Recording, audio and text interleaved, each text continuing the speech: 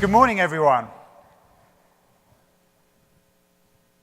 About 2 months ago, my marketing team came to me and they said, Nick, we've got fantastic news. We're so excited. We've got an amazing slot for you to talk at our biggest conference of the year, LeadsCon. I was like, wow, that's great. Tell me about it. They said, you're right in between an amazing keynote speaker and another amazing keynote speaker. And I was like, okay. So that's a little bit like being a thorn between two roses. And the marketing team said, well, yes, you could look at it like that. But on the other hand, at least the audience is going to be energized by the first keynote. So that will last some way into your presentation. And they'll probably stick around for Tim Ash, who, by the way, I've heard before and is fantastic. And therefore, not too many people will leave. So the bar is pretty low. My objective here is to keep you engaged and interested enough that you'll actually want to stay all the way through to Tim Ash. But along with that, hopefully what I'll be able to do is to share a fair amount of knowledge, data, experiences, and tips and tricks that you can use to take back to your teams and ensure that you turn as many of your salespeople as possible into what we would call a rainmaker. So as you can see, the topic that I'm going to talk about is it's not your leads that suck, it's you. So a quick show of hands. Who in here would classify themselves as a salesperson? All right, good. And another show of hands. Who would classify themselves as a marketer? Okay, few. A lot more marketers' hands went up. And generally, you're going to enjoy this content because I'm going to tell you why your leads are fantastic, and it's really the salesperson. And to the salesperson, I apologize, but I am going to teach you some things that I think will help you and help your teams to be more effective. Now, lead quality is a pretty big topic in this industry. And a lot of you are here to try and get better quality, find sources, talk to your lead providers, and get better quality leads. And this is a refrain that we hear a lot. I hear it a lot. I'm sure there's no one in the room that hasn't heard these immortal words, your leads suck, right? In fact, we did a survey of hundreds of customers of leads, hundreds of lead buyers, many of whom are in this room, and we said, what is your number one issue? What is the thing that you'd really like to sort out in the lead buying process? And perhaps unsurprisingly, 84% of you said your leads suck, that lead quality was your number one issue. And so I'm not going to argue that lead quality is not an issue that needs to be solved. I'm not going to tell you that there is a magic thing that I'm going to tell you on how to improve lead quality. But what I can tell you is that at Velocify, because we have thousands of customers, thousands of companies using our platform, millions, literally millions of leads pass through our platform on a weekly basis. And over the years, we've done a fair amount of research on shared leads, leads that go to more than one company, the same lead going to more than one company. And oftentimes, because of the footprint of Velocify, we can see what each leg of the lead, each company that's bought that lead does. And what I can tell you is there is an incredible correlation between companies that have a very distinct sales process and that follow that sales process with conversion. And so what I have to imagine is that a lot of the people who are saying these leads suck actually kind of suck themselves and don't have a very good sales process. So I'm going to tell you how to improve that. You know, saying leads suck kind of reminds me of the worst era of my life, being a teenager. Being a teenager is hard, right? For me, it was horrendous, horrendous. 8 years of sheer misery. And I'll give you a clue why. Here's a picture of me as a teenager. This is me circa 1989. As you can see, when I came to America from England, I actually got my teeth fixed. That doesn't actually distinguish you in England, but it's not really a picture of me. but it's a picture that looks very, very like me. I had the foresight as a teenager to never let anyone take a photo of me, and as a consequence, there's no documentation of that awkward period of my life. But I can tell you, I was easily as awkward as that picture right there. And one of the things that I used to say to the only female that would actually talk to me, who was my mom, was, why don't girls like me? They suck. And my very kind mom, this is actually really my mom, would say, they don't know what they're missing, Nicholas. Well, as you can tell from the picture, that wasn't quite true. Most of the girls that I ever came in contact knew exactly what they were missing and had no interest in it whatsoever. And it was actually me. It was my lack of appealing packaging, if you want to call it, or lack of game, that really stopped me from being successful with girls. And so, as I think about it, being good at sales is an awful lot like being good at dating. Just as I had literally zero game as a teenager, it may not always be your leads that suck, it might be you. And so what I'm going to do is I'm going to walk through the discoveries that I made as a teenager becoming an adult about how to be a little bit more successful with women that led to me ultimately finding the girl of my dreams, settling down, and getting married. They are also highly relatable, and in fact, the exact things that you need to do as a salesperson in order to be a rainmaker and no longer say my leads suck, but convert those leads. So lesson number 1, first impressions count. You can only make one first impression, both when it comes to girls or boys and when it comes to leads. And so it turns out that your pickup line is absolutely critical. Now, it's kind of obvious what a pickup line is when it comes to dating, but when it comes to sales, it's that first voicemail that you leave. It's that first phone conversation you have. If you cold call, it's that first thing that you say that gets someone to stay on the line. Now, it probably won't surprise you, having seen a picture of what I look like in my story, that my pickup lines when I first started out were terrible. The first lady that I ever tried a pickup line on was the girl who was unfortunate enough to sit next to me in math. And I thought she was wonderful because she was amazing at calculus. And so I tried to try my pickup lines on her, and as you can see, they were pretty dorky. My first ever pickup line was, if you were an angle, you'd be a cute one. And that was followed up by the absolute classic, you're as cute as 3.14, which for anyone who hasn't done math for a while is the number that represents pi. Very, very dorky, not very good pickup lines. I got a little bit better, but not much better as I got older. But let's think about how good all of your pickup lines are. The sales organizations that are working with your leads. What are the first things that they say? What are the things that they do to create that first amazing impression? Well, we don't actually have to wonder because we've done a secret shopper analysis.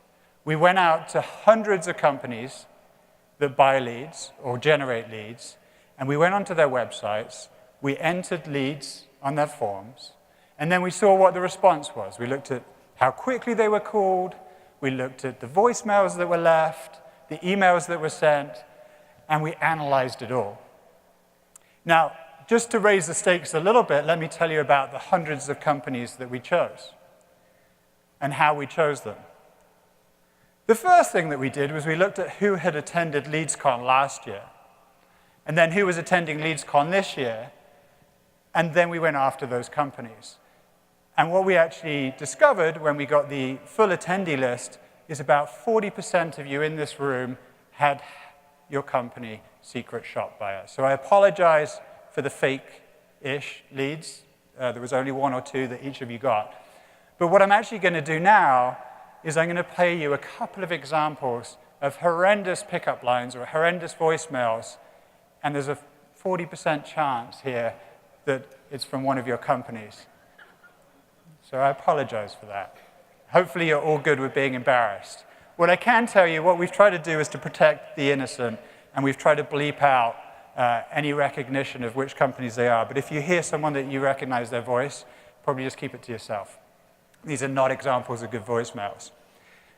So the first voicemail that we're going to listen to is a classic example of terrible technology. This company was clearly not using Velocify's Dial IQ telephony platform. And what happens is a weird message starts to get played by their telephony system, after which the salesperson becomes completely flummoxed and leaves probably the worst voicemail that any salesperson has left in history. So let's listen to this as a real example. Unfortunately, all reps are busy assisting other callers. If you would like to speak to the next available representative. Hey, Evelyn? Hello? Evelyn? Silent night. Hello? Yeah, so I think the particularly nice touch with that voicemail is the silent night singing. But clearly, if you get that voicemail as a consumer, that's a real voicemail that was left for us, you're not going to call back. You're going to be a little bit confused as to who called you. The other big mistake that companies make, other than not leaving a message at all or leaving one that's completely incomprehensible, is they get the tone wrong. And so now I'm going to play you a voicemail that was left by a sales rep. And it was actually not the first impression. They'd left a couple of voicemails. But it gives a really good example of a tone that you really don't want to set with your customer. Hi, Greg. I'm calling from. You filled out a form on our website about refinancing your home. I've already left you several voicemails now, and I haven't heard back from you. Not sure why you don't want to return my calls, but if you could give me a call back or at least let me know if I'm wasting my time here, that would be great. Thanks. Oh, and this is Anne. Bye. Yeah, you probably don't want to get on the wrong side of that lady. I'm not sure that calling out the customer or the consumer is necessarily the right way to get them to want to call you back. So clearly the tone was a little off there. Now, one of the things that we get to do, which is really cool at Velocify, is, as I said, we get to see millions of leads go through our system, and we can listen to tons of voicemails that are left, and we can look at all the emails that are sent out. And what we've been able to do over time is decipher what are the elements of a voicemail that actually gets responded to. And so some of it seems pretty simple, but you'll be surprised how few voicemails actually contain these items. So the first thing is that a voicemail needs to be personalized. When you make the phone call, say what your name is and say the name of the person that you're calling. Seems pretty simple, right? The second thing, and you'll be surprised how few voicemails actually have this, set the context. Why are you calling? What is the purpose of your call? Third, be clear about what you want that consumer to do. It is unbelievable the number of voicemails that don't have clarity of the CTA. Call me back. That's a CTA, but very few of them have it. Tone, we've talked about tone. Friendly tone would be nice. And finally, keep them short. No one wants to listen to War and Peace on their answer phone. So keep them to 30 seconds or less. Now, as I said, tone is one of the most common mistakes, but there's many mistakes that voicemails tend to have. When we did our secret shopper analysis, we looked at all of these things, the context, clarity, length, personalization, and tone of every single voicemail that was left with us. And what my research team found was that over half of them had what they would classify as not an appealing tone. They were not friendly, they were not welcoming, they did not sound like someone that you'd want to call back, which is quite surprising. And then about a third of them were either not personalized, they were too long, or they lacked clarity. And so there's a huge amount of work that can be done by companies in this room and in general just to improve voicemail etiquette. It makes a big difference. It's your first impression. Let's listen to a voicemail that actually was really good that we were left. And as you'll see, what they do perfectly is they do the context, clarity, length, personalization, and tone. Hi, Scott. This is Mark with. I'm calling about the inquiry you made on our website about a home loan. I have personally helped more than 100 first-time home buyers in your area secure funding, and I know how overwhelming it can be. So I'd love to help make this process easier on you. You can reach me by calling 788. I look forward to speaking with you soon, Scott. Let's get you into that new home. Okay, so that's what we would classify as a good voicemail. Because we were anonymizing it, it sounded a little bit choppy, but it was because we were trying to get rid of phone number and the name of the company. But it contained all of the elements that we would say make up a good voicemail. Now, as an organization, if you're really struggling with getting your sales team to leave good voicemails, the one thing that you can do that will at least capture 4 of the aspects of a good voicemail is use a telephony system like Velocify's, where you can record a bank of perfect voicemails, and rather than leaving a voicemail every time as a sales rep, you can leave that voicemail automatically. It won't be a personalized voicemail, but at least it will have the other 4 aspects of a good voicemail, typically. When we did the secret shopper analysis, what we wanted to do is to determine how many of the voicemails were good, how many of them were bad, and how many of them were kind of in the middle. And so what we did is we took our methodology, the 5 things that a good voicemail should contain, and we said ones that are bad won't contain at least 3 of those characteristics. Ones that are satisfactory won't contain 2, and then something good is only going to be missing 1 or none of the aspects. And what we found was 46% of all of the voicemails that were left are what we would characterize as bad to terrible. So there is a lot of work to be done here in terms of making that first impression. All right, lesson 2. Be clear about what you're asking for. It sounds obvious, but it's incredibly important. Whether it's an email, a voicemail, or even a conversation, you have to be clear about what you're asking for as a salesperson. Anyone in the room have children? I don't know if they're called children, but teenagers. Okay, a few of you. I have no idea about teenagers. I haven't come in contact with a teenager for about 20 years, and they are a species that I don't understand. I wasn't a very cool teenager myself, and I definitely don't understand them today. However, this is a little text conversation, a real text conversation between 2 teenagers where one was asking the other one on a date. You tell me. It starts out, let's hang out. When? Good question. I don't know. Tomorrow or tonight. Or any day, actually. Ha ha. I can't tomorrow, and I don't know tonight. I'm going to a party. Text me when you're free. Okay, cool.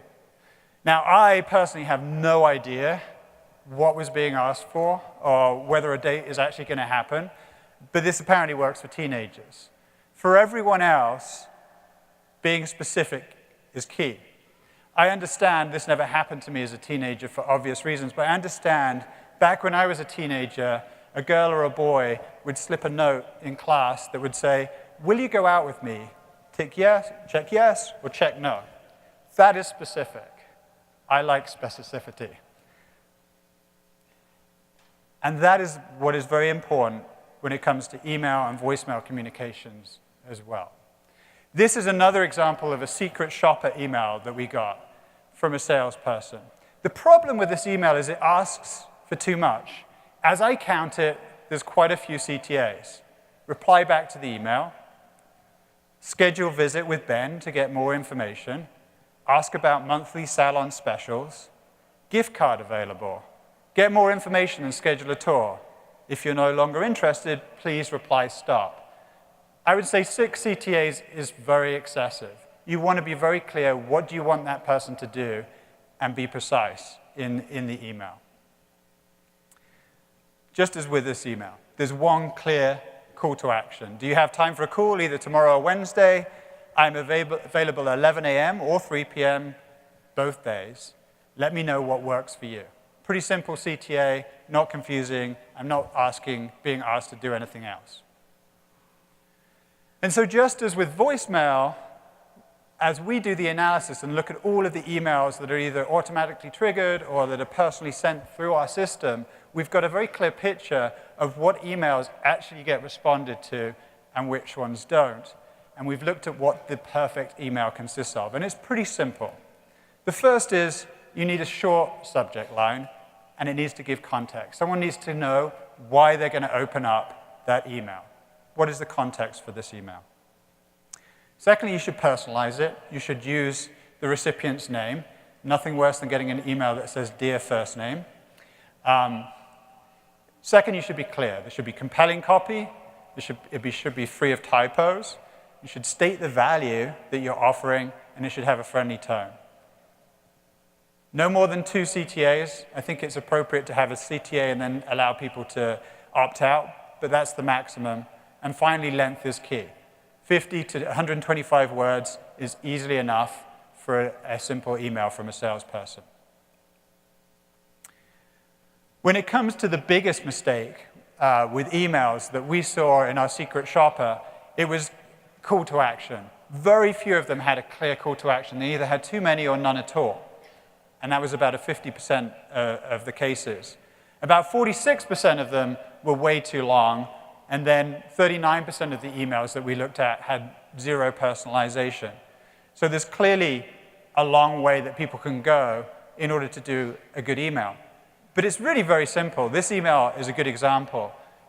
It has good short context in the subject line, information about whatever company it is. It's personalized with "Hi, Rebecca," the recipient's name. It provides context. I understand you had requested some more information about our services. It provides value. I'm happy to provide you with more insight about how employers leverage us. And it has a clear CTA.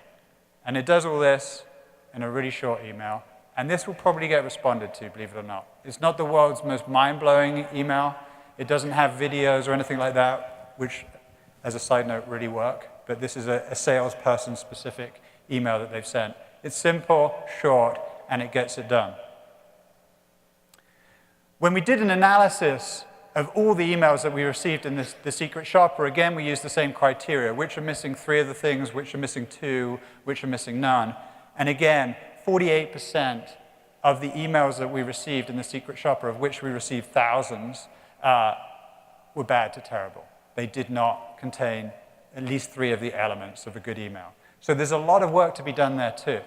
You can automate email, you can improve the hygiene of the email that your sales team is using, but either way, it makes a big difference. Okay. Lesson 3. There is such a thing as being overeager. When it comes to dating, I think we know what being overeager means. It's not typically a good thing. And the same is true with sales as well. When we did the secret shopper, some of the respondents were completely relentless.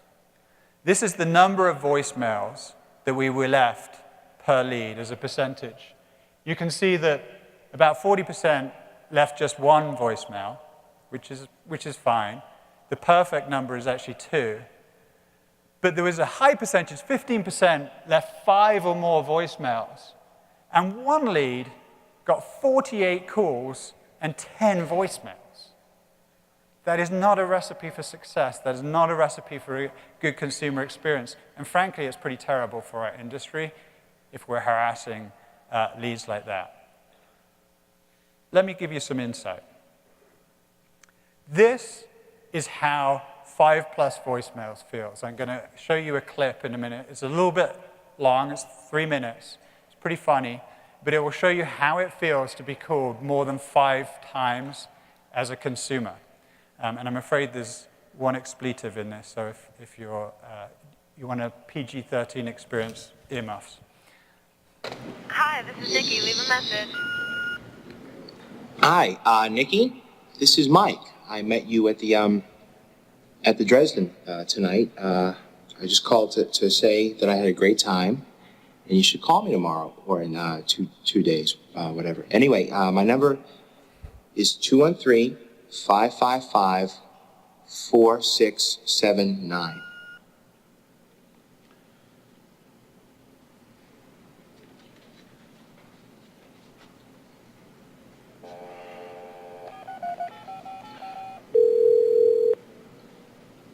Hi, this is Nikki. Leave a message.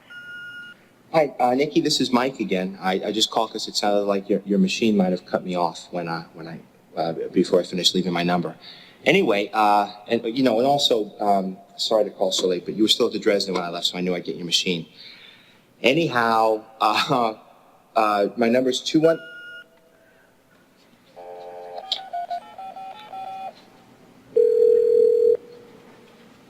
Hi, this is Nikki. Leave a message. 213-555-4679. That's it. Just want to leave my number. I didn't think I was weird or desperate.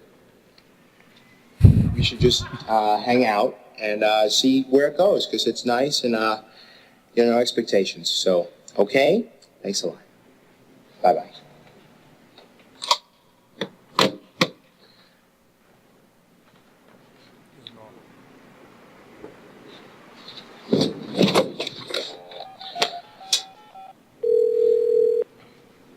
Hi, this is Nikki. Leave a message. I just got out of a 6-year relationship, okay? That should help explain why I'm acting so weird. I just want you to know that. It's not you, it's me. I'm sorry. This is Mike.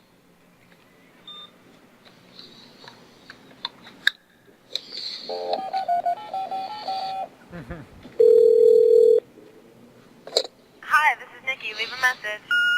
Hi, Nikki. This is Mike. Could you just call me when you get in? I'm going to be up for a while, and I'd just rather speak to you in person instead of trying to fit it all into... Fuck!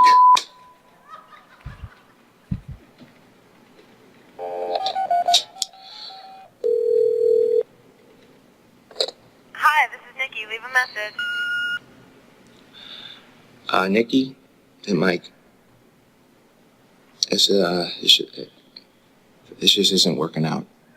I think you're great, but maybe we should just take some time off from each other. It's not you, it's me. It's what I'm going through. All right. It's only been 6 months. Mike? Nikki, great. Did you just walk in, or were you listening all along? Don't ever call me again. Wow. I guess you're home. All right. So just like Nikki doesn't like being called many times, the consumer doesn't like being called many times either. It's not a recipe for success. It feels a little bit weird, and you shouldn't do it. On the converse, don't give up too easily. And that's lesson 4, the final lesson here. Even though you should not harass, you should also be what we call appropriately persistent. This chart has been a decade in research. We have looked at the industry, the data that we've had, every year for 10 years. And the most consistent thing is this chart that suggests that the optimal number of times to try to contact someone via phone is 6. Anywhere between 5 and 8 is good. Everything else is suboptimal. So what does this chart show? Well, what it shows is that the first contact attempt, if you make just one call, only 51% of the leads that are ever going to convert are contactable. So if your sales team is only making one call, they've destroyed half of their opportunity to convert a lead. It goes up pretty quickly after that to 76% and arrives at 95% of all leads that are convert are contacted by the 6th call. Now, you can carry on, and you will increase your percentage likelihood of getting hold of someone, but it probably goes without saying that once you get up to 9, 10 plus calls, you're going to start to destroy the image of your company in the eye of the consumer. You're going to become like the actor in the movie that we just saw. And so we strongly recommend, because we've just seen that this is what works, is that people follow what we call the ultimate contact strategy of 6 contacts, or somewhere between 5 and 8 at least. And if you're interested, on our website, we've got piles of research about this, but there's one in particular called the ultimate contact strategy that not only tells you how many calls to make, but it tells you how many emails, and better than that, it will tell you the optimal spacing, when those calls should be placed. For instance, you should make the first 3 calls within the first 24 hours that the lead is created, but then the contact strategy for the next 3 is spaced out differently. So that's being appropriately persistent. What we saw with the secret shopper analysis is that 91% of the leads were called either too much or too little. What you can see here in red, the 0 is also a consistent finding in every analysis that we've ever done, that about 1/3 of the leads get no call, no email. 1/3 of your marketing budget is burned and useless. And that's such an easy thing to fix. If you struggle to fix that, please come and talk to Velocify, because we can ensure that that definitely never, ever happens. But let's assume that you are calling. What you can see here is that the highest number of calls is 1 or more than 12. Both are bad. And actually, the least number of leads that were called a certain number of times is 5, 6, and 7, and 8, which is the optimal. So clearly, quite a lot of work that's required here. You know, only making 1 call is a little bit like settling down with your high school sweetheart. I didn't get that opportunity because I didn't have a sweetheart. And some of you in this room will probably say, I did. I met my sweetheart at high school, we're happily married, and everything worked out. But for most people, they have a number of relationships before they find the perfect match. And so I thought I would take a little bit of a diversion and share with you that there's actually a mathematical equation, as you can tell, I like math, that will help you find your perfect partner if you've not found them yet and have a happy marriage. It's called optimal stopping theory. I am not going to try and explain the equation, partly because I don't understand it, but there is a mathematician, an American mathematician called Herbert Robbins, who discovered this equation or derived this equation back in the 1970s. He was a professor at Columbia University. And what it does is really interesting. 2 things.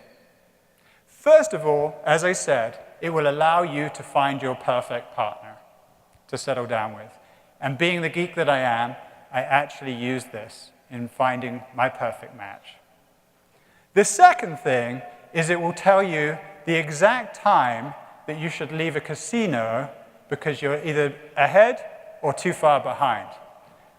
Kind of weird that marriage and gambling are 2 sides of the same coin, right? But this equation works for both. So here's how it works. Let's say that I start having relationships at the age of 15. In my case, it was more like 25, but I understand that most people start having relationships around that age. And let's say that I want to be married by the time I'm 35. Now, you can obviously fit a lot of relationships or few relationships in between that time span, depending on your preference. But there is going to be a series of relationships that you could have between 15 and 35. You could marry the person that you're dating at 35, but that would be a suboptimal choice, typically. What math predicts, actually, let's go back. Now, those relationships are all going to differ, right, depending on what you're looking for. I've dramatized this as being women. Obviously, it could be men. But you're looking for a certain thing. You're looking for looks, intelligence, sense of humor, personality, whatever it may be, height. And what these bars represent is the fact that you're going to meet people who fit these criteria on different levels throughout your life. The second person that you meet in this scenario is actually a pretty good match for you. Whatever you're looking for, they're a pretty good match. The fourth person that you meet is pretty horrendous, and that relationship probably doesn't last very long because they have really nothing that you're looking for. And the second to last person is probably your soulmate because they match so well.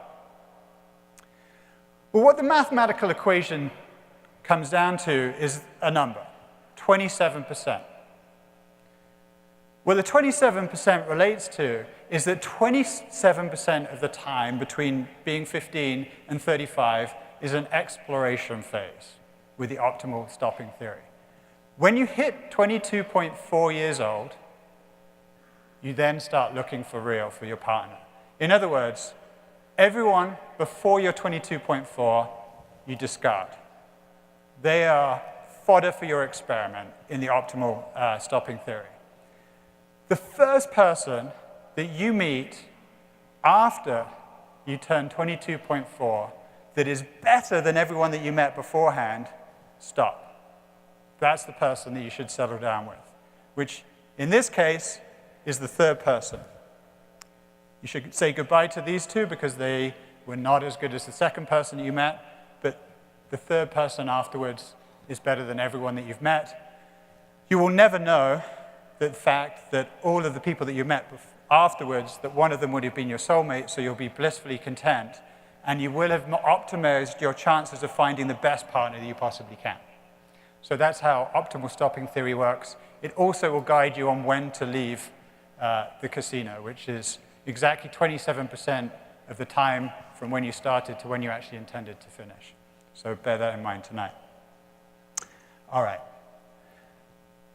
A little bit of a summary. There is a truth to the 80-20 rule in sales. We see it repeat itself time and time again. In a typical sales organization, 20% of the reps deliver about 80% of the results. In other words, there is a set of rainmakers on your team that do the right things and get the best results. And if you're a sales manager, your life is really about making those rainmakers happy and trying to make everyone else like a rainmaker.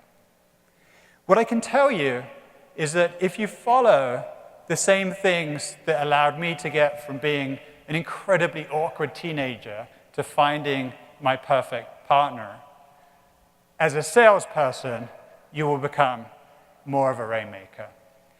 And ultimately, your objective as a marketer or as a sales manager is to turn as many people into rainmakers as possible.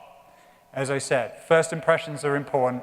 Make sure that first voicemail or that first call really is impactful. Make your intentions known. Be clear about what you want. That's true in the first call. It's true throughout the process. Don't be pushy. Don't have a nice tone, but be clear about what you want. Don't harass, but don't give up too soon.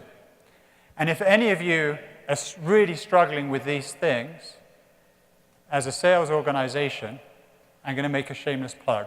There's a big booth, Velocify, that has a platform that you should go and talk to that will ensure that every single person on your sales team will do these 4 things perfectly, and you will have 100% of your sales team turn into rainmakers.